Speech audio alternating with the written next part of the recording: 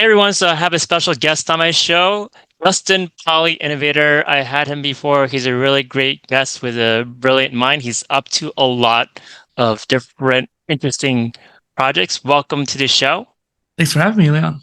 Dustin is going to talk to us about something he calls knowledge management, which is a way to organize how you learn material so you could optimize the way that you learn and be able to grow your brain. So tell us about it. Yeah, so knowledge management is the subject of just organizing data and information. And so people have done it, honestly, for centuries using like notebooks and stuff like that. But there's a lot of people nowadays calling it a second brain or a life OS. And I created what I call the PIOS, the Poly Innovation Operating System, which is meant for people who are more generalist or multidisciplinary, but even specialist. But regardless of your background, having a system is important for success. Can you tell us why this is important for success to have the second brain? Yeah, well, and the second brain is something that Tiago Forte does. I think just having a system in general, the idea of having one allows you to take the pressure off of what your working memory is doing. So there's a concept called mind dumping, where you take all your ideas and all the stuff that's floating around in your head and put it in its sound somewhere. Like writing it down in a notebook is great, but having a system like a second brain or a PIOS, the way that's different is that there could be this thing called idea emergence. So if you have one idea here and one idea here, over time, those ideas can merge into something new. That synergy of ideas is really interesting. Or this idea of the slow burner. So by putting something in, like, hey, you had a cool idea in the shower, you wrote it down, you put that idea capture in your system. Months later, you might go back to it and be like, hey, actually, you know what? I have something that I could expand this upon. Or just something you come across later on in life will relate back to that. And that could be really helpful for that synergy. Okay, so tell us how this works in regards to the synergy of ideas. So I'm going to use Obsidian as an example. Obsidian is really cool because you can do bidirectional linking. It's a tool that you can use on your computer. It's a note-taking tool. And what's really cool about it is that you can kind of create this little brain, if you will, with all your different notes. So all your tags and all your notes are all interrelated. So if you have a note that you've taken down on a website about, let's say, psychology, and you wrote a blog post about psychology, and you're trying to take down a new note or something like that, and you put that hashtag psychology, well, Obsidian will link those all together based on the fact that they're all tagged with that psychology thing. But what's really more fascinating is getting into the nuances. So let's say you have like the psychology of generalists and psychology of specialists, two separate things. Well, they're related through that psychology medium. And so with that relation, you can start seeing new connections that you might not have thought of before. And that's what's really cool about it. Can you tell us how this is important for personal development, personal growth? Well, I started my content creation journey with what I call the DIY. Now I call it the modular degree, this do-it-yourself education system that I created. And I used, Google Sheets and all these other different tools. Eventually, I came across Notion, started doing more advanced things in that tool.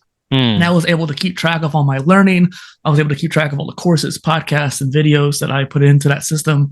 I organized it for what I wanted to do with semesters. So I organized it into semesters, but you could do sprints. You could do maybe different, whatever kind of taxonomy you want.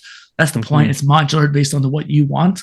And having a system like Notion or even Capacities that could be that modular approach to learning, that's knowledge management. That is taking what you are trying to learn and organize it into a plan of action, of execution.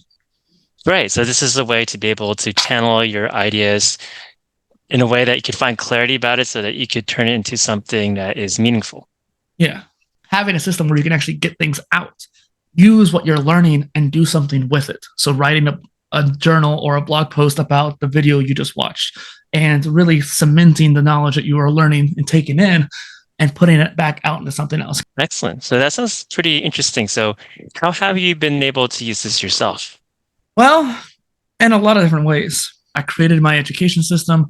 And while I don't necessarily add every single video or podcast I watch into that, I think for a lot of people that would be really good too, because a lot of people do like taking notes on the podcast they listen to and stuff like that. For me, I like to listen to podcasts while I walk, so I don't really take as many notes. But my point is, it helps me keep track of the things that I want to pay attention to. And more importantly for me, content creation is really where my brain is at. And so that output side of things, I have a lot of ideas. A lot of people on watching the show probably have a lot of ideas too running around. Being able to put them down and actually start planning them out, like, hey, for this series, I can move this idea into this series, and really have, like I said, a plan of action. Like that's really kind of a theme, I guess, at this point. Having a way to plan out what I'm going to do next. I think that with all the things that I'm juggling, I would not be able to handle if I didn't have a system to rely on, to fall back on. Let's take a person who wants to be able to use a system like this and apply it to their lives. So say that maybe they want to learn languages, they want to learn music, or they want to learn about a new idea. So what is the process like? Depends on how you get started and what tool you use, because some tools are more limited than others. I have a Notion template, for example, people can download for free, and that way, if you want to use that template, you can. Otherwise, you can just create a database and start, adding things to it. Notion has a cool web clipper that allow you to take any page and save it to a database, and that way you can quickly add things to it. You can actually use both and both together if you want it as well. If you want to get started with knowledge management, the best thing is to learn. So I made a playlist, but there's also other ones out there just to learn Notion or to learn Capacities or Obsidian, whichever tool fits you the best. So now that we've talked about knowledge management, I think it'll be kind of interesting to see how we could talk about this book that you've been creating about swimming, because I think there's a lot about this book that can be applied to general learning. Yeah, so it's How to Swim, the Philosophy and Hydrodynamics of Swimming. One thing I've noticed from the beginning of my own swimming journey is that there's a balance between the physics and the philosophy and just having those together. When I teach in this kind of Simon Sinek start with why approach: why, how, and what. You have the why, which is the philosophy, the how, which is the physics, and the what, which is the psychology. Each student generally has one particular area that they're trying to get past. So maybe they're an adult. They don't need to know the why. They don't need to know they already know the what. They need to know how to do it. What are the steps, like logic, intellectual kind of thing.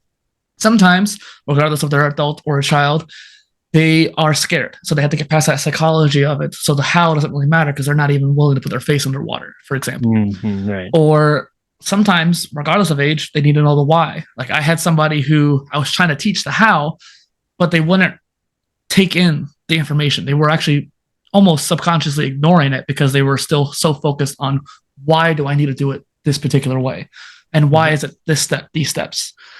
So I had to teach them the why. And those different approaches, I feel like, make me unique as an instructor. Because sure, a lot of instructors might do that for different subjects. I have not met one for swimming that does it that way.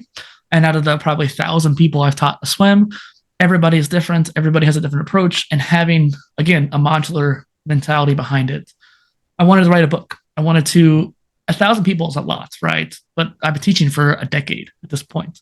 And while I may continue to teach for the rest of my life, at least to some degree, I'm not going to ever get past a few thousand more than likely. And I figured if I could make a book, I could reach a much larger audience. Interesting. Right. I really like the idea about wanting to reach a larger audience. How might someone apply this outside of swimming in life in general?